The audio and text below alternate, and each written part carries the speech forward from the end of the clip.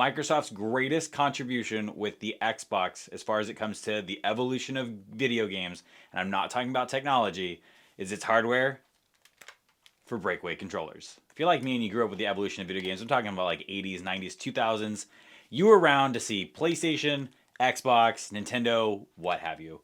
And you probably sat through wired controllers. Now, most of these wired controllers are about 6 feet long, only go from the controller to the console, and then maybe an additional 3 feet for the console to the TV. But when the Xbox hit the market, it changed the game. Now, they did have great releases like introducing Halo. That is one of my all-time favorites.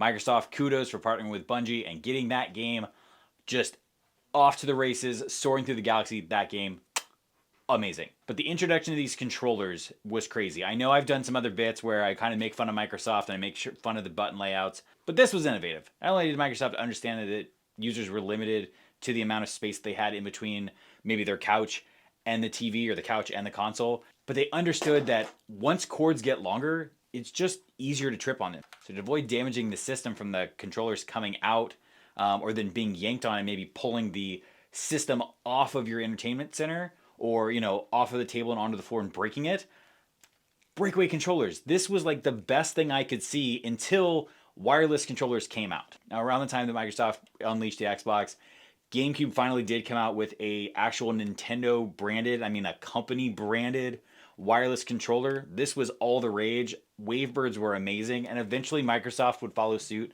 and create their own.